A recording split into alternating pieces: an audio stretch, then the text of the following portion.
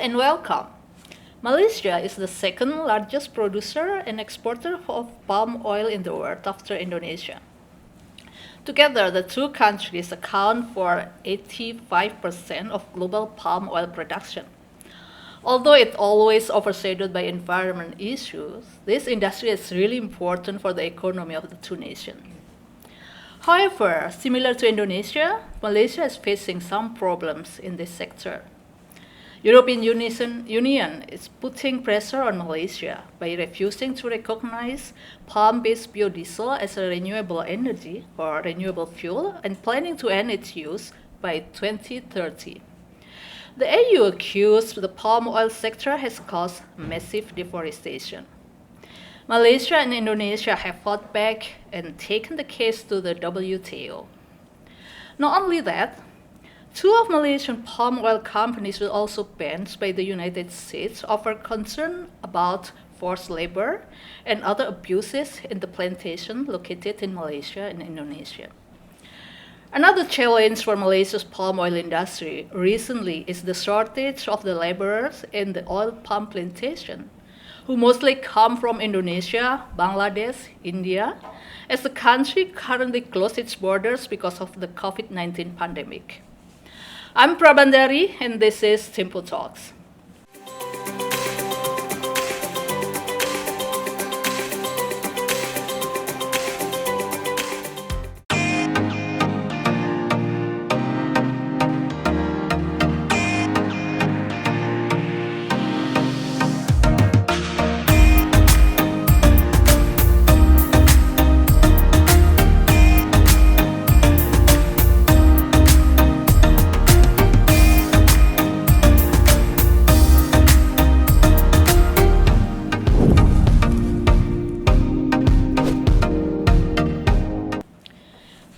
Today, our guest is a woman who knows very well about the condition of Malaysian palm oil industry. Right?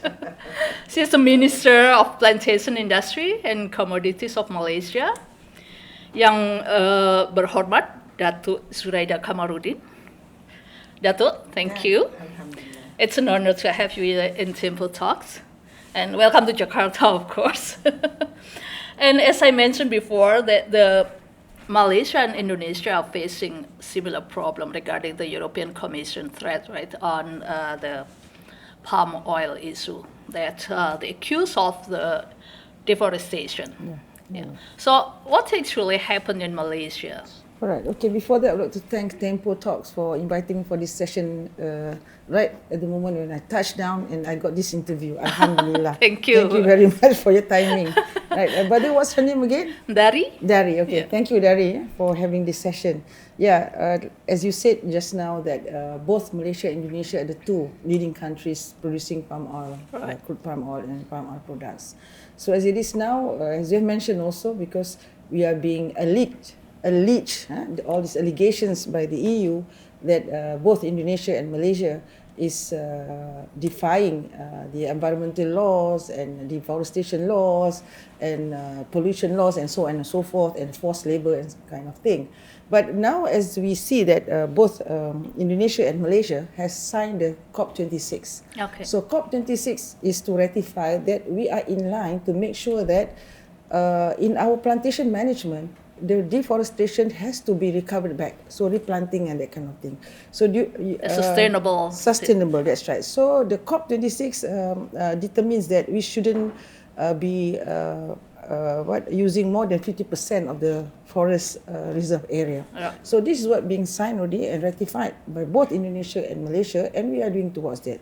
And as for Malaysia, we have cut down the threshold for our land area for us to plant our palm oil is 6.5 million hectares. That's the limit. We will not go more than that. So you will not expand. Yeah, we're not plantation. expanding, but we are going to replant and going to maximize our output. We're going to make sure that all plantations that has been allocated with the palm oil, make sure that they are really active and they are really producing. So this is our job at home, to make sure that we have good production and good productivity so that we can maintain our market share.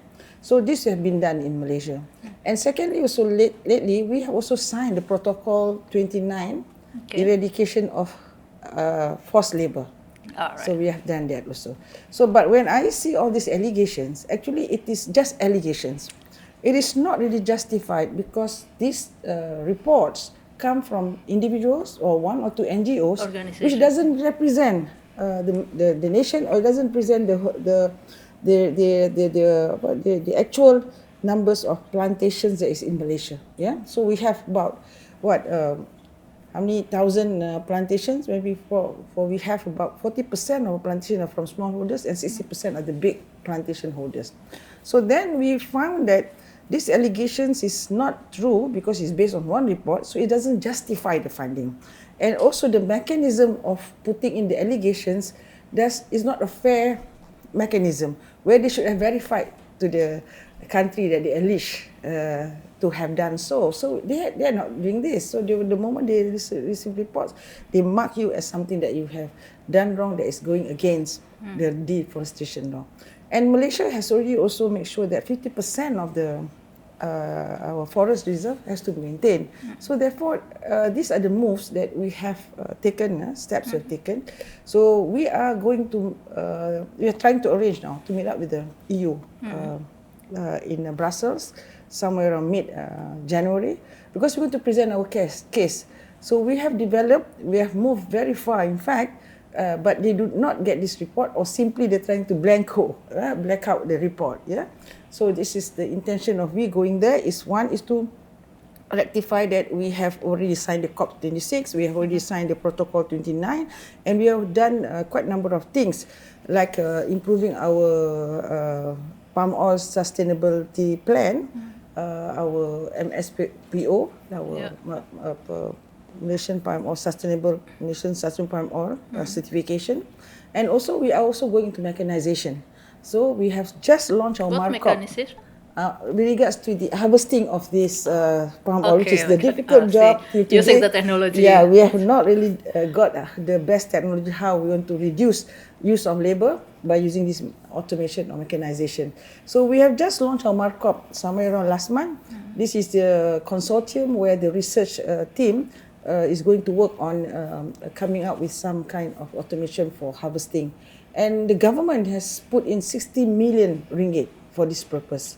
Okay. Yeah, and they have also presented to me the sort of mechanism, the automation that they want to use for this palm oil industry, is like using the drone cutter with the AI intelligence, where they can identify whether the palm oil is really ripe enough or matured enough for harvesting, and the moment that they can cut it using the drone cutter, and then we drop, we use another drone, a grabber. So they grab the palm oil bunch and put into the truck or in the wheelbarrow or so on and so forth. How large the plantation they already use this No, technology? not yet. No, we have not done that. So it's still in the stage of developing. So I will see that this could be achieved in 3 years' time or 5 years' time. So by then, we should be able to reduce the importation of labor that we should be very dependent on Indonesia. Thank you very much for that matter. Yeah. So we hope that when we get that machine or that automation done, approved or proven to be effective, so by then we should reduce our labor. But we also understand that if we not able to do that as soon within this 5 years period, we have to do something about sustaining our workforce. Okay, so then. Malaysia is a small nation. We have only 32 million people as compared to Indonesia. So you don't have enough labor. We can beat you in terms of supply of labor. Yeah?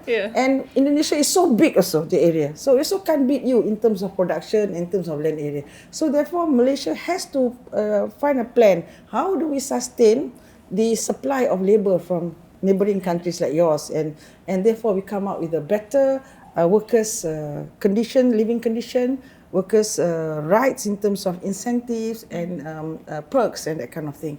So one of the things we're going to do is to have this plantation housing policy for plantation housing. Yeah. So this plantation housing will be made as a policy, so that all these plantation, especially the big ones, they comply with the sort of living conditions. They must be spacious enough, with all the facilities, and make sure it's livable and comfortable, just like any human being who wants to have a comfortable life after hard day's work. They want to have a comfortable This home. is already done, right? Yeah, this is in the planning to develop this policy for housing plantation. Yeah, so then also we added more because the country also has this CLQ, which is Central Labour Quarters, under the Ministry of Human Resource. What's that about? So that is about having the SOP for housing for workers.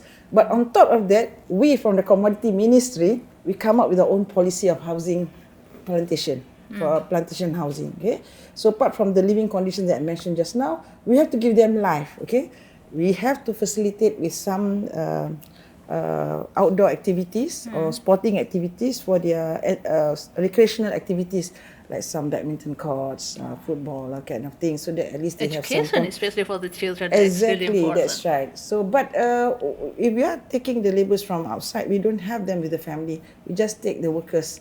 Okay. So there's no family attached. Because the story right now, I think that I heard from some people that probably because they married there, because they're in the isolated area, then they married and they have the kids, and then they're becoming stateless because they're it's like they don't have any document. So that is illegal actually. That is illegal. They're supposed to come and work and not to get married and bear children. But probably, like you said, in the interior, probably this happen, or those people coming from the illegals. So where the illegals are concerned, they'll be treated differently. Where the enforcement unit and so on and so forth will take care of them. But in the management of the plantation itself, we have all these policies to ensure that we treat the workers well. Okay, so we have the recreational practices. The other factor that I want to add on, which I think this EU is very gung-ho about, is the SDGs and that kind of thing. So I'm going Not only EU, actually, that's the world. That's right. Everyone in the world. Exactly. So then we want to give life, meaning that maybe it's high time the plantation owners have to sort of organize outings for them. Yeah, once a month outings to see some other parts of Malaysia, to take a look at some of our zoo forever or gardens here and there. At least they have a life. It's not just being cooped out in these plantation areas or in the rural areas. So these are the things we want to improve to make sure that they have a better living standards and better perks and incentives. And also the other one also, that's why I hope to see our Minister of Human Resource, The manpower. Ibu Aida. Yeah. Because the government also of Malaysia has approved the ministry request to organize the import of or the use of foreign labour going G2G. That means between the Ministry of Plantation with the government of Indonesia.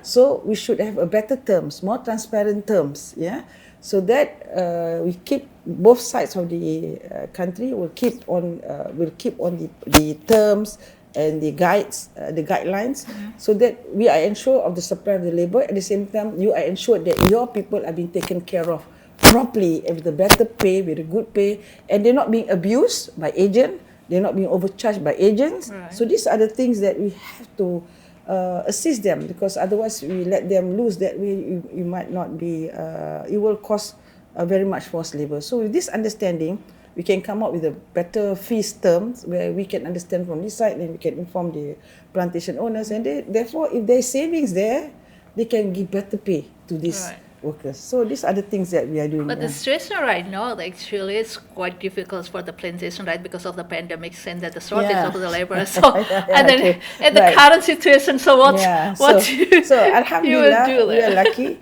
because at the pandemic with the PKP, we call it the lockdown. Right. So the workers cannot come in, and some of the workers go back for holidays and they not come back. Yeah, so that's a problem. But Alhamdulillah, the government has give a leeway, some leeway to us for the commodity or plantation industry to allow us to bring 32,000 of plantation workers. 32,000. Yeah, Okay, so we have already spoken to Indonesian side, and we'll be starting to bring in these workers by next by middle of this month or third week of this month. Yeah. Okay. So we start coming 32,000 only to come in help with the plantation, because otherwise we will lose out about 30 billion worth. 30 billion, okay, that's quite That's big. right. So that's a lot. So better bring the labor for us. You know. So it will be discussed with the Minister of Manpower in Indonesia. We have done. Yeah. That is done, and it's done, yeah. now we have done with the SOP of coming in. Make sure they are double dose.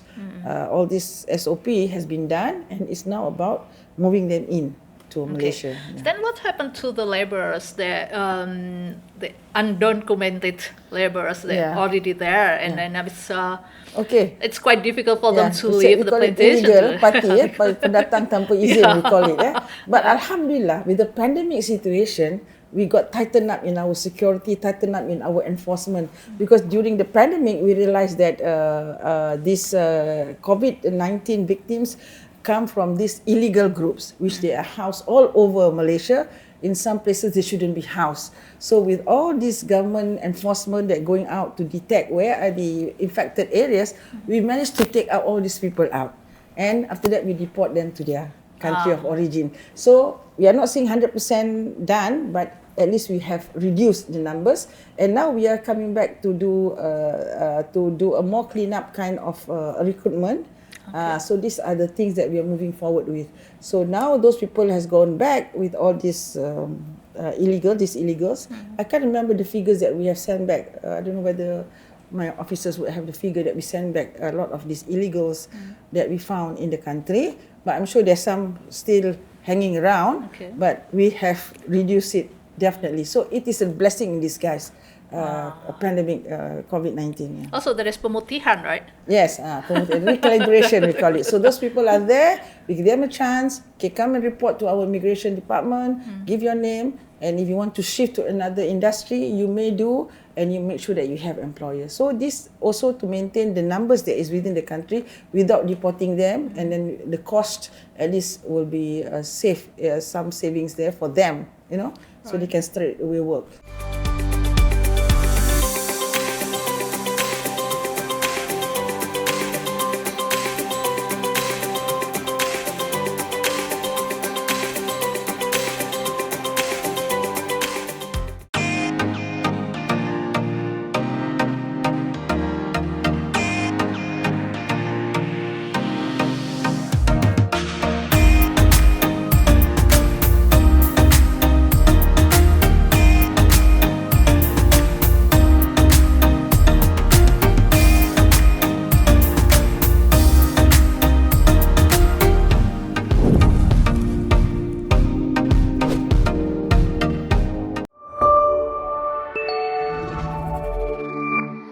Pada saat ini dan akan datang, korporasi sangat membutuhkan SDM yang mampu beradaptasi dengan dunia bisnis yang serba digital termasuk kegiatan pemasaran.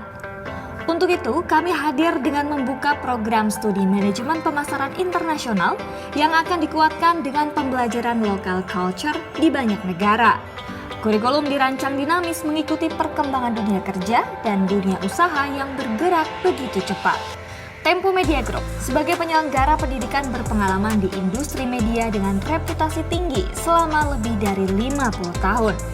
Para pengajar dari kalangan praktisi akan mendidik mahasiswa program studi manajemen pemasaran internasional untuk siap bekerja di dunia profesional. Kurikulum Politeknik Tempo berbasis keahlian terapan dengan muatan 60% praktik yang didukung fasilitas Smart Campus dengan digitalisasi sistem belajar. Mahasiswa berkesempatan praktek kerja langsung di lebih dari 20 perusahaan di lingkungan Tempo Media Group dan Mitra Politeknik Tempo.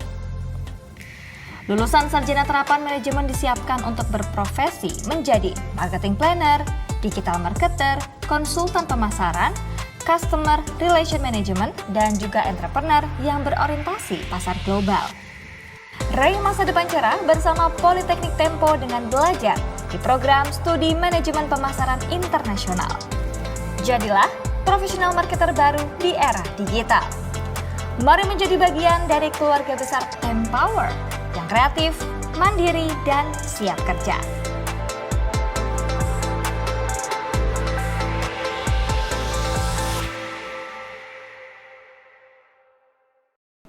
So besides about the laborers, is there any problems with the palm oil or oil palm plantation industry there? No, problem in terms of management, we are trying, with the big plantation, we got no problem. I think those big owner plantations, they are also in Indonesia. Yeah, I think The there's a lot of KMK, Malaysian that's companies right, in Indonesia too. all these are the big plantations, they are here. They are well managed, they have the capacity, they have the money to organize all their management and all the facilities and that kind of thing. But we are challenged with 40% of our plantation, palm oil plantation owners are the small holders. I see. Small holders. So, It's but quite big too. 40% is very big. 40%, Small holders. So we also looking into the management of these small holders to make the palm oil industry sustainable for them. So if they go alone, individual, they are not strong. So we're gonna cluster them into corporation. So then the government can assist them in terms of mechanization, in terms of input of these fertilizers and that kind of thing, and we are going to manage in that manner, and they will work as a group, and therefore they can share the cost. And by sharing the cost and having a meal within the group, probably we can cut down the dealers, agents, the dealers' fees, the dealers' commissions. So it will give them a better earnings for the palm oil. Also, the palm oil plantation or companies got the accusation about creating or causing the forest fires, right? Okay, yeah. Even in Malaysia or in Indonesia, Indonesia, too. yeah. In Indonesia, it's worse, or the forest fire problem. So how Malaysian government makes sure that the companies in Malaysia or in Indonesia that have plantation in Indonesia really manage or avoid or prevent the forest fire?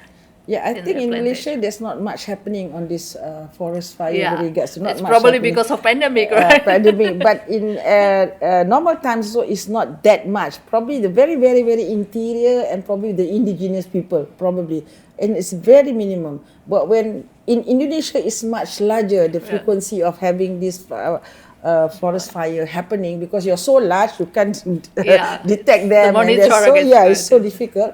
But I understand the Indonesian system where the big plantation owners, they're supposed to adopt adoption program, to take care of the small holders in the area that they're nearby to make sure that they don't do all this the burning and that kind of thing.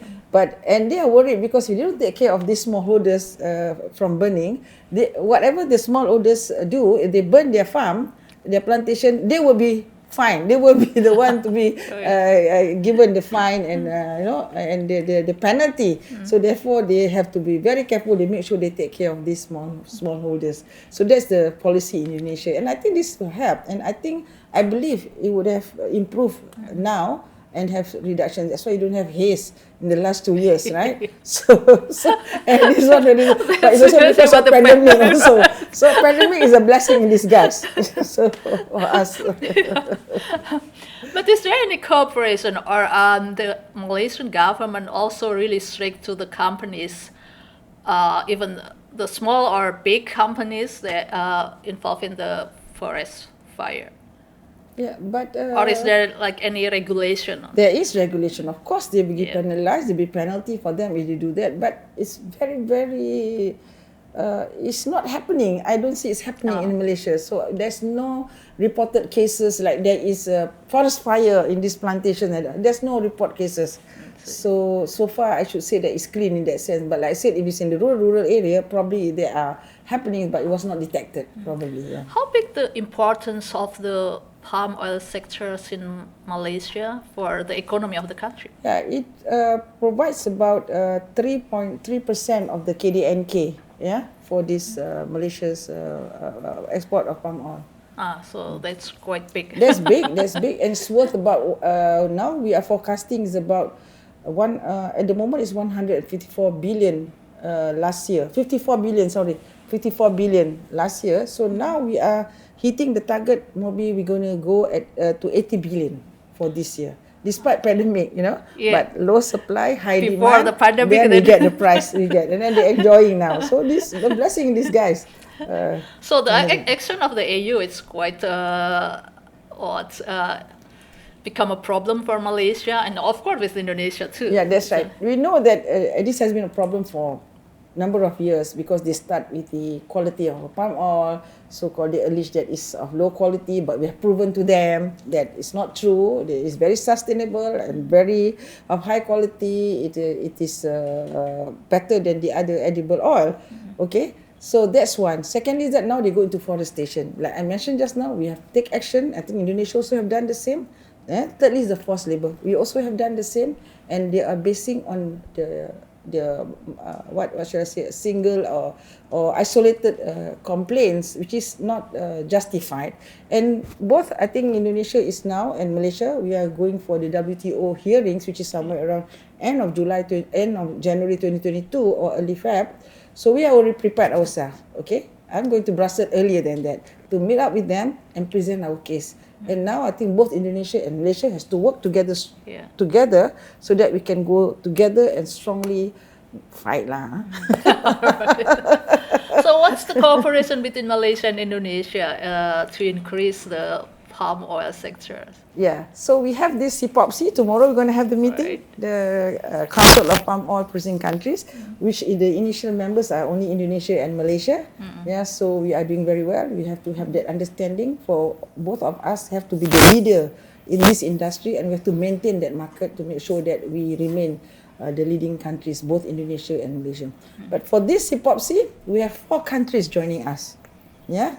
Honduras, Papua New Guinea, Colombia, and and Ghana.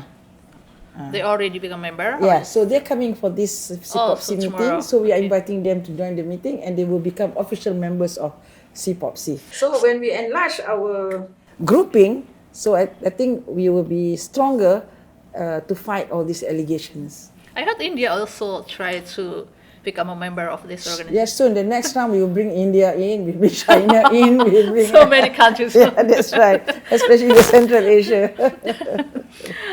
You know, the cooperation between Malaysia and Indonesia in many sectors, right? Besides the palm oil, is there any cooperation in the plantation sector? I think we have for this rubber. Rubber, okay. We have tripartite between Indonesia, Malaysia, and Thailand. I think there are some others at the working committees. They have some collaboration as well. Malaysia and Indonesia have a similar product, right? Yeah. So it's from palm oil, then Exactly. rubber, cacao, cocoa, yeah, and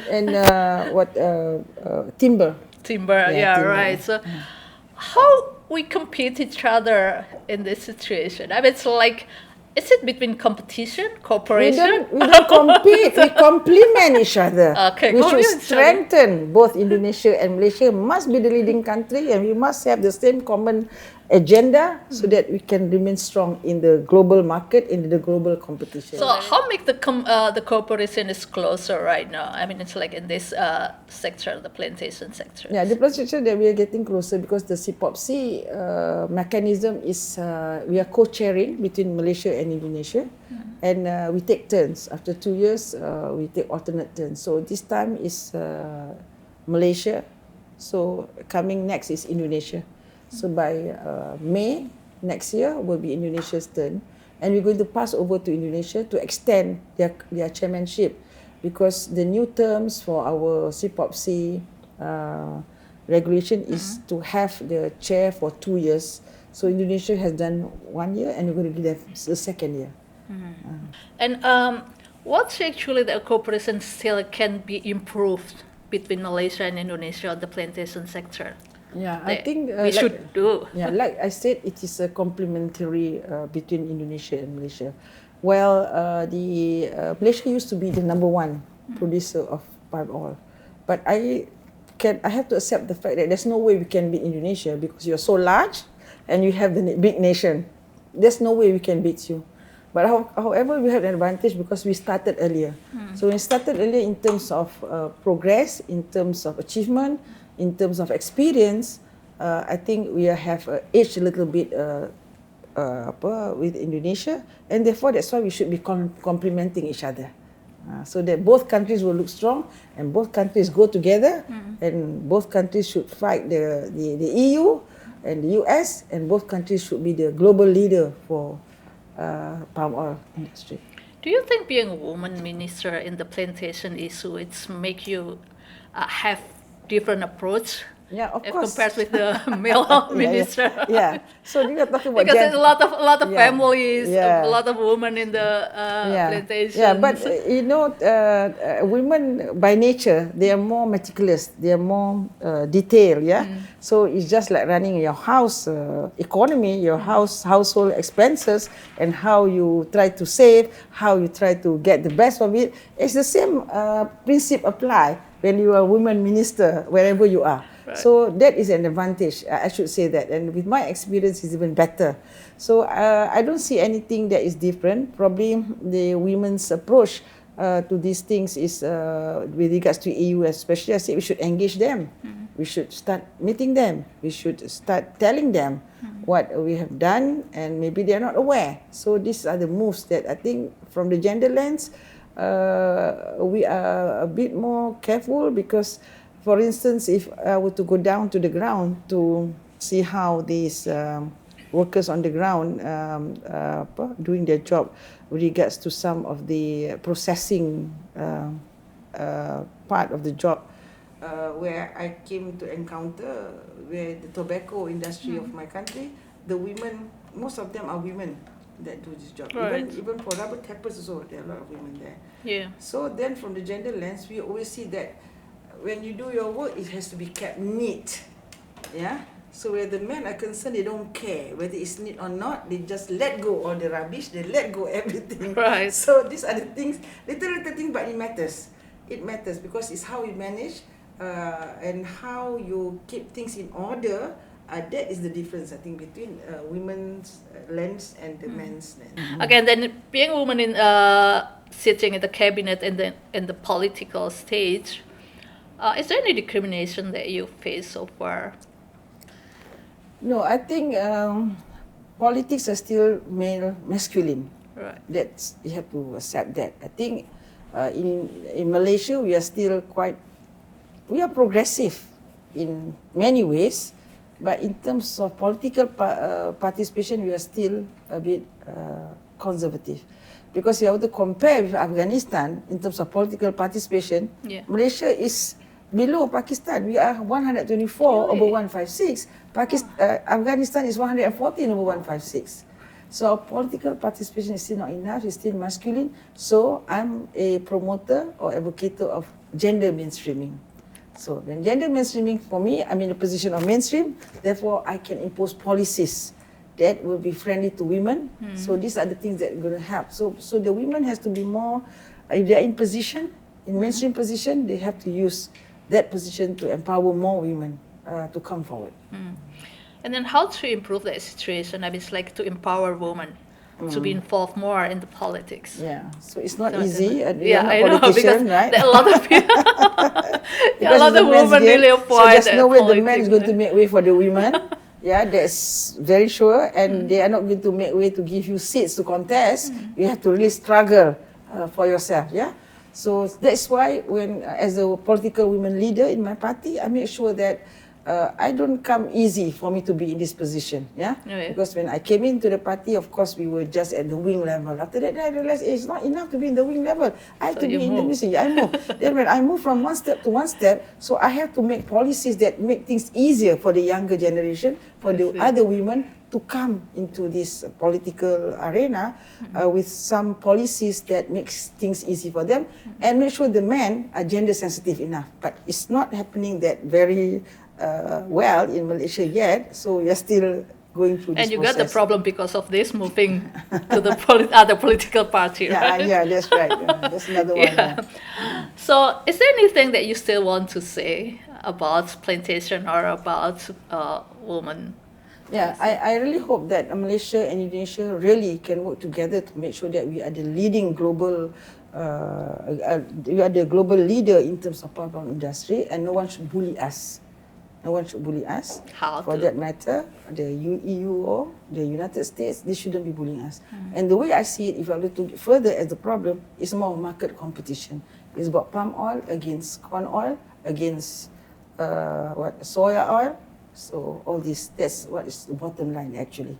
But of course we have to tackle it in a more diplomatic manner, so that they could understand where we are coming from, and we can come up with a more applicable solution to that. And I think we can do it, inshallah. Because you like it or not, both Indonesia and Malaysia is the global leader of palm oil producing country. You don't want, we have always other markets to concentrate on. The Central Asia markets, the Middle East markets, they are more friendly to us because they see us as Muslim countries, and therefore they are more attracted to our palm oil products. So we can do that. So as far as women empowerment, I really hope that more women should be taking position in this policy making position, being ministers. Is very important because the gender lens that I mentioned is different from men and women. For a simple example, I just want to share with you. For instance, when I was in housing minister, I take a male architect, when they build the kitchen cabinets. Kitchen is most of the time is spent by women, right, in the kitchen. Right. Yeah, but when the men do the kitchen cabinet, it's 6 feet high. Right. Where the woman is 5 feet tall. So that's what we mean So by you need the chair. that's what we mean. We need the gender lens to give that little input because it complement each other. Then our nation building will be more complete. Yeah. So this is something that, and then for instance, when they do the furniture, women like practical furniture like this, where it's easy for them to clean. But when this architect or this designer male, they go for competition, they go for some state of the art, where they do a lot of carving in between, and they don't get angry how to clean the table with all these carvings in between. So these are little things, but it's important for the women, especially. So that's what I'm trying to say. Gender lens is very important to complete the nation building together. Dato, thank you. Yeah. We really appreciate you coming to this program. You. Thank you for watching us. I'm Prabandari. You can watch the next TempoTalks next month with interesting guests and interesting topics.